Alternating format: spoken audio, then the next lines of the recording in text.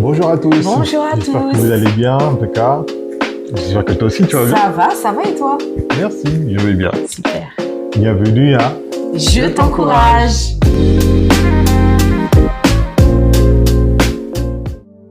Alors, je suis très content de pouvoir vous retrouver aujourd'hui. On va passer quelques moments ensemble et on va partager sur un thème qui s'intitule Dégâts des eaux. Dégâts des eaux. My God. Je vais vous raconter une anecdote. Alors en fait, ça s'est passé donc ici à la maison. Il y a un jour, mon fils aîné me dit « Ah papa, regarde, je vois comme une tache sur le plafond. » Bon, je l'ai observé, je l'ai regardé, j'ai pas forcément prêté attention à cette tache-là.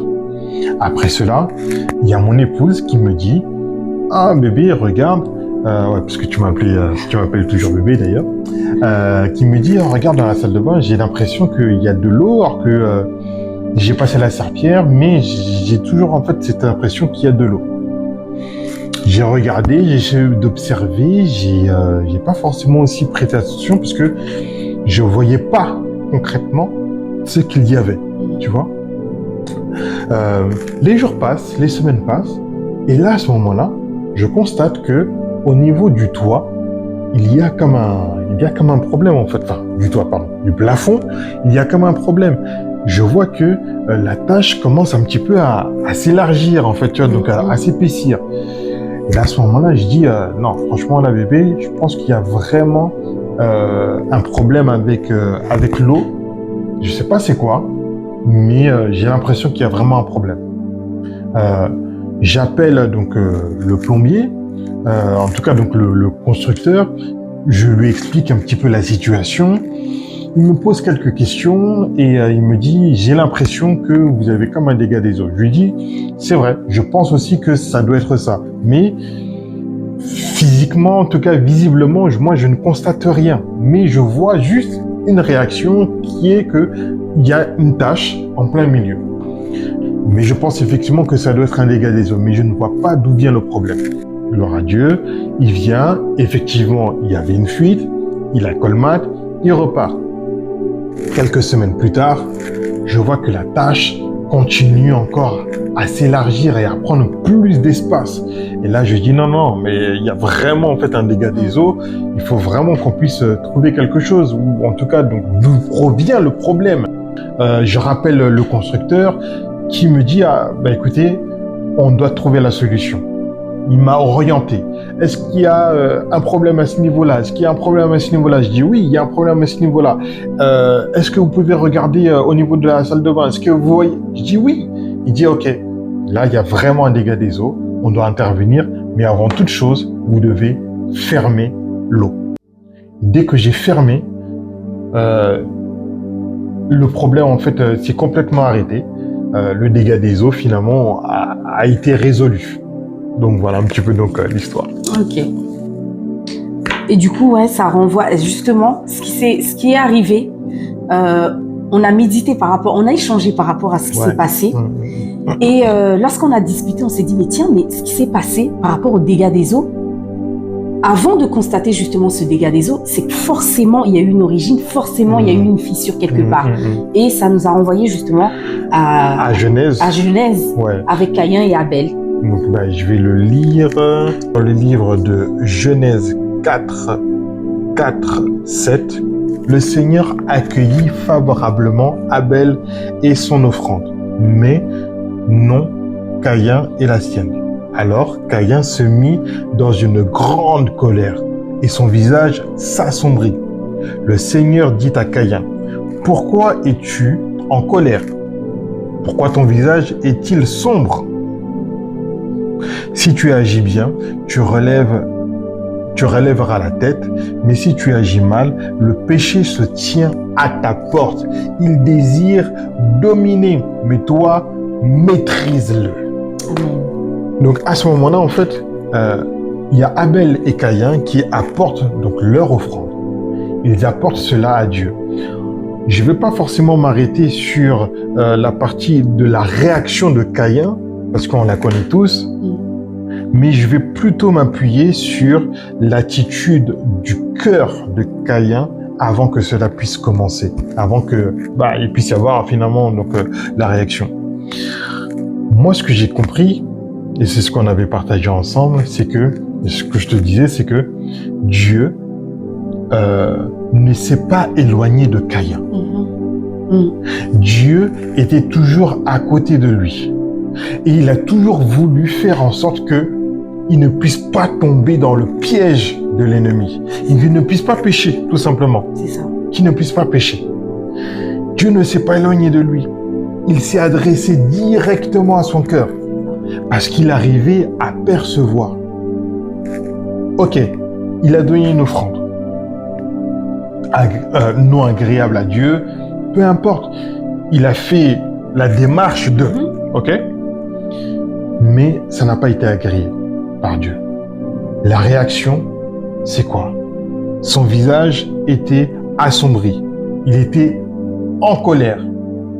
Mais qu'est-ce que Dieu lui dit? Dieu lui dit quoi? Fais attention.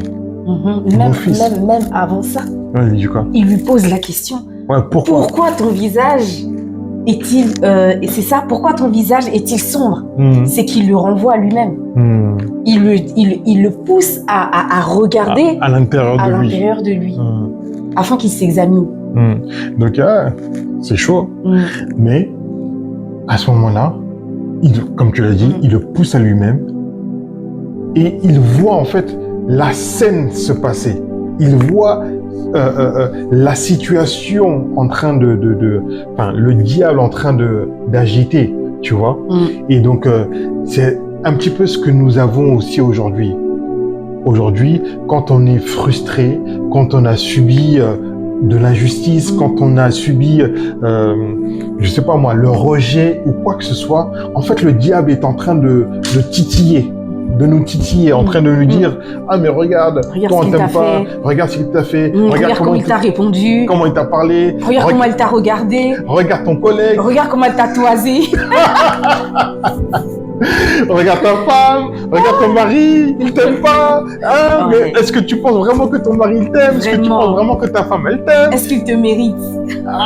Franchement, regarde.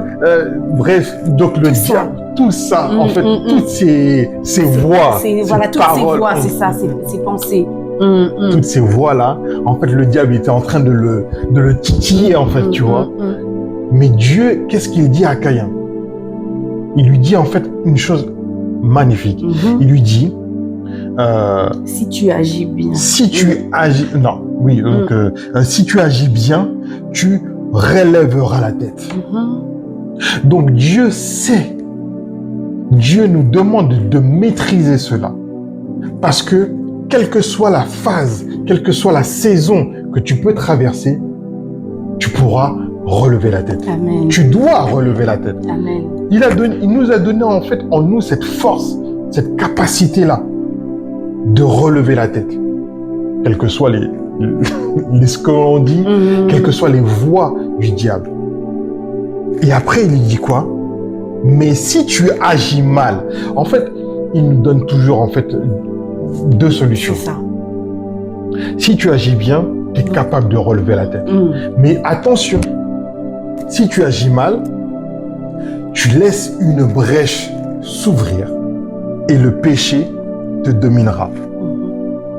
Il lui dit, le péché se tient à ta porte. Il désire te dominer, mais toi, maîtrise-le. Donc, et ça me fait penser, tu vois, donc à ce passage qui nous dit que le diable rôde tout autour, cherchant qui dévorer, cherchant. En fait, le diable rôde. Il est là, il est à la porte. C'est tout ce qu'il attend. C'est tout ce qu'il attend. Il n'attend qu'une petite ouverture. Il n'attend pas une grande ouverture de porte. Il attend une brèche. Ça représente quoi? C'est une fissure en fait. C'est une fissure. C'est vraiment en fait. Et en plus, quand elle se fait, t'entends pas de bruit. Il n'y a rien. Tu peux même pas t'en apercevoir qu'il y a une fissure. C'est silencieux. En fait, c'est tellement subtil. C'est ça. Et le diable, en fait, cherche justement ces ouvertures-là, ces petites ouvertures pour rentrer et s'infiltrer. Et donc, c'était dans 1 Pierre 5,8 qu'il dit « Soyez sobres, veillez, votre adversaire, le diable, rôde comme un lion, rugissant, cherchant qui il dévorera. » Et c'est exactement la même chose qu'il a dit à Caïn. Fais attention, gars, fais attention. Dans une autre, dans Éphésiens 4, 27, il nous dit ne donnez pas accès au diable. Amen. En fait, justement, laissez la fissure s'ouvrir, laissez la colère, laissez la jalousie. En fait, ce sont des ouvertures qu'on laisse, tu vois. La haine, la jalousie, tromper sa femme, tromper son mari, mentir, voler, tout ça, en fait, ce sont des ouvertures que on laisse au diable, en fait. Et il nous dit justement de faire attention, de veiller, parce que le diable, on ne doit pas lui donner en fait un accès. En fait, le péché, on doit le dominer. Le péché, on doit le dominer. Et comme tu le dis, c'est tellement subtil, tu vois. Et le diable veut faire en sorte de s'infiltrer, de se faufiler en fait. C'est ça. Tout a commencé dans le cœur. Et voilà pourquoi la Bible nous dit garde ton cœur puisque toute autre chose. C'est ça en fait. C'est à nous de dominer. C'est à nous de poser justement on a en nous cette capacité. C'est ça, cette capacité-là de pouvoir dominer, de pouvoir garder notre cœur. Cette action vient de nous. Dieu nous demande de le faire, mais cette action-là doit venir de nous pour justement éviter que la porte s'ouvre. Ouais, exactement. Et justement, c'est exactement ça. Et à la différence de Caïn, c'est ce que lui, en fait, a laissé faire. Il a laissé la porte ouverte. C'est ça. Or que Dieu lui dit, domine. Tu vois, en fait, tu as la capacité à l'intérieur de toi de dominer, de ne pas tomber dans le péché. C'est ça. Tu vois, on a cette force à l'intérieur de nous. Mais comme tu avais dit aussi que c'était que la capacité à se relever justement, c'est Christ qui nous la donne. Ouais. Après, justement, Romains 8, 34, il dit Christ est mort, bien plus, il est ressuscité, il est à la droite de Dieu et il intercède pour nous. À la différence de Caïn, il n'avait pas Christ, qui était capable de pouvoir intercéder pour nous, qui était capable de pouvoir faire en sorte que, on ne va pas tomber, mais il intercède quand même pour nous. Il fait en sorte qu'on ne puisse, je pense qu'il ne souhaite pas qu'on puisse tomber. Et donc, il intercède, il prie pour que nous puissions ne pas tomber. Si quelqu'un a péché, nous avons un avocat. Et cet avocat, c'est Jésus-Christ. Amen. Amen. Tu vois? Donc, si quelqu'un a péché, Jésus est capable de crier, est capable de nous défendre, est capable d'être là en tant qu'avocat. Donc, je ne sais pas après si tu veux rajouter quelque chose. La fissure se fait, ça fait pas du bruit. C'est tellement subtil, c'est tellement silencieux que parfois, on ne l'entend pas, on ne le voit pas venir, on ne voit pas que la porte elle est ouverte en fait dans notre cœur, on ne voit pas qu'on a ouvert une porte, on ne voit pas la chose venir. Et malheureusement, pour beaucoup, on ne fait que constater les dégâts, justement, quand on parle de dégâts des eaux, on ne fait que constater les dégâts. En fait, ça a déjà été fait, déjà depuis plusieurs semaines, voire déjà depuis plusieurs mois, voire déjà depuis plusieurs années. Il y en a pour qui... je sais pas, ça peut être le cas de beaucoup. Je suis aussi passée par là. J'ai ouvert les portes de mon cœur, j'ai laissé l'amertume rentrer dans mon cœur, j'ai laissé le rejet rentrer dans mon cœur. Mais j'ai ruminé pendant des mois, des années et des années. Les dégâts se constatent après par la suite par des actions que j'ai pu poser. Et, ou des réactions. Ou des réactions, voilà, c'est ça. Ou alors des réactions, dégâts des eaux. En fait, c'est déjà trop tard, ça a déjà été fait. Mais Dieu, lorsqu'il nous demande de dominer, justement, c'est pour éviter justement ce dégât des eaux-là. Et on a la capacité, on a déjà cette force-là en Jésus-Christ de pouvoir dominer dessus et de fermer les portes. Mais ce que je voudrais dire également, c'est que, comme tu l'as dit, Il y a eu des dégâts des eaux dans nos vies personnelles, mais il n'est pas trop tard. Amen. Il n'est pas trop tard pour justement stopper ces dégâts des eaux-là. C'est ça. Parce qu'en fait, dans l'action en fait, des dégâts des eaux, on devait localiser où était situé le problème. C'est ça. On devait localiser où était donc la fuite. La fuite. Et dès qu'on l'a localisé, nous l'avons fermé. C'est ça. Mais maintenant, comment on fait pour le fermer? Comment on fait pour le localiser? On doit en fait comprendre que là, je suis dans une phase, je suis dans une situation où non, c'est pas normal. Dieu nous dit de dominer là-dessus, sur la rancune, sur la haine, sur la frustration, sur tout ce qui pourrait nous arriver face à nous en fait. Et ce que j'ai aimé justement, c'est que dans le cas du dégât des eaux qu'il y a eu à la maison, tu as constaté justement ce dégât des eaux et tu as fait appel à un spécialiste. Yes. Parce que tu ne pouvais pas localiser de toi-même en fait d'où venait cette fuite-là.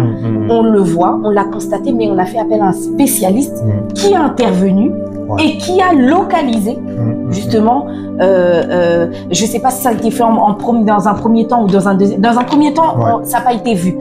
Dans un premier temps, ça n'a pas été vu. Mais dans un deuxième temps, tu as fait appel encore à nouveau au spécialiste et qui a, par la suite, localisé. Dans un premier temps, le spécialiste est venu, mais il n'a pas vu la fuite. Raison pour laquelle la tâche s'est agrandie. Yes. Elle s'est agrandie parce qu'il n'a pas vu, il est pourtant spécialiste, il est intervenu, mais il n'a pas vu, on va dire, l'origine de la fuite.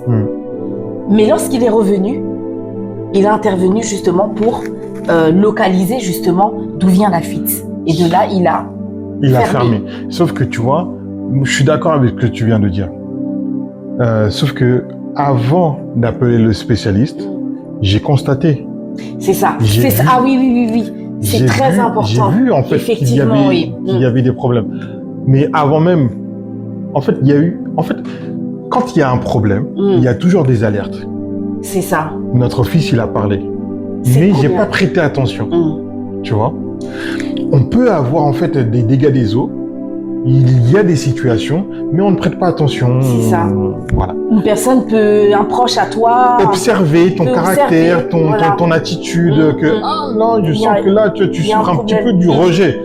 Moi, du rejet. Vas-y, arrête, laisse tomber. Tu vois, donc. Après, t'es revenu. Regarde, j'ai vu ça, mais j'ai quand même pas forcément prêté attention. Mais il y a un moment donné, on doit prêter attention. On ne doit pas faire l'autruche. On doit vraiment prêter attention. C'est ça. Et comme tu l'as dit, on ne traite pas le problème seul. Yes. C'est avec un spécialiste. C'est ça. Avec quelqu'un. On peut traiter le problème. Mais j'ai aimé le fait que tu aies dit que dans un premier temps, il faut reconnaître qu'il y a un problème. Parce que tu peux faire appel à un spécialiste et ne pas reconnaître qu'il y a un problème. Le spécialiste, il peut venir et puis tu lui racontes que non, il y a un problème autre part et tu l'emmènes dans ce autre part, il localise pas. Mais toi, si déjà toi-même tu constates qu'effectivement il y a un problème, tu fais appel à ce spécialiste-là, il vient, vous constatez ensemble, il localisera le problème avec toi. C'est important de reconnaître que là ça va pas en fait. Là c'est bad pour moi. Là vraiment ça va pas. J'ai besoin d'aide. Et cette aide-là, qui peut nous la donner? En fait, comme on l'a vu tout à l'heure, nous avons un avocat. Amen. Nous avons un avocat. Il y a un pasteur qui parlait de l'avocat suprême. Et donc voilà, donc cet avocat-là, en fait, il combat pour nous. En fait, il ne nous laisse pas seuls. Tu n'es pas seul. Quel que soit le dégât des eaux que tu peux traverser, tu n'es pas seul. Amen. Il y a ce Dieu qui est là, qui a besoin de toi, qui te dit en fait, viens face à moi en fait. Viens face à moi parce que j'ai la solution. Amen. Amen. Et j'ai aimé aussi donc le plombier qui est venu. Il nous dit, ouais, mais en fait, vous voyez en fait le problème qui est là. Mais moi, avec mon expérience, toi, tu vois en fait le problème qui est là, mais en réalité, la source, c'est complètement de l'autre côté. Et en fait, le diable, c'est exactement comme ça qu'il fonctionne. En fait, il veut nous faire voir qu'il y a un problème à cet endroit-là. Or que, soit le problème est plus profond, soit le problème ne vient même pas de cet endroit-là, et toi, tu vas te concentrer que sur cet endroit-là, et tu vas perdre du temps. Énormément du temps. C'est ça, et du coup, le dégât, il s'agrandit.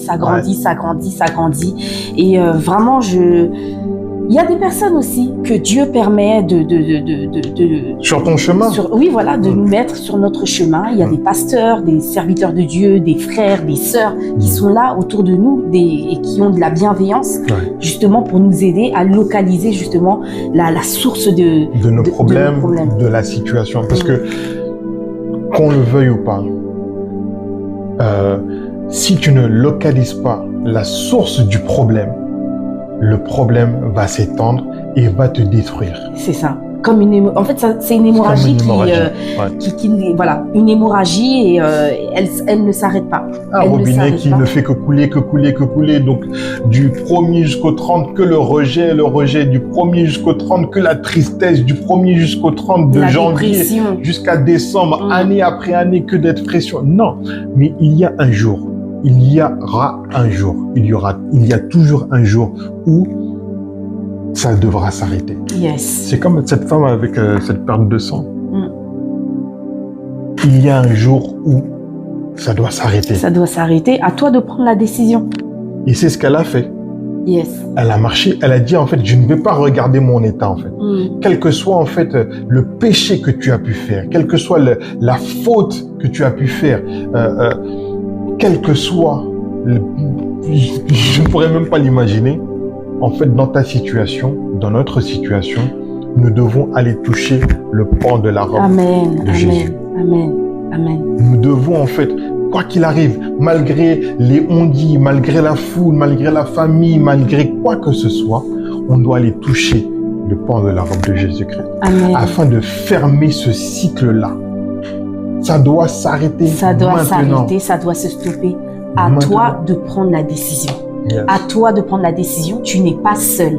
Tu n'es pas seul. On est là pour t'encourager. Relève-toi. Relève-toi. Tu n'es pas seul.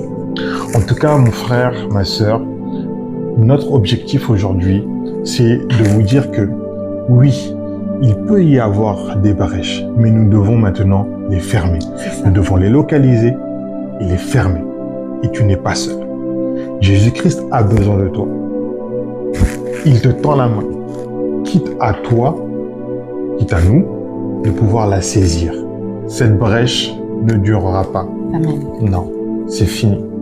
À partir de maintenant, nous avons localisé la brèche. Nous avons notre avocat qui est là, qui intervient. Nous avons notre avocat qui est le Seigneur Jésus-Christ. Amen. Qui intervient.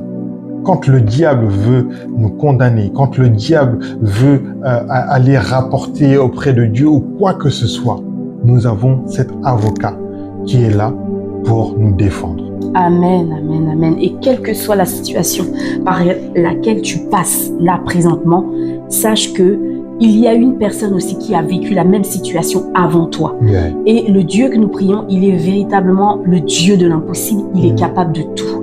Il est capable de shifter ta situation. Il est capable de shifter ce par quoi tu es en train de passer. Il est véritablement capable de tout. Il est le médecin par excellence. Il est notre avocat suprême. Il est véritablement capable de te retirer en fait de ce que tu considères comme un trou. Il en est capable. Ou impossible. C'est ça. Aie confiance en lui. Tends-lui la main. Tends-lui la main et le cycle par lequel tu es en train de passer va se terminer. Amen. Amen. Soyez bénis, on reste ensemble et à bientôt. À bientôt. Bye bye.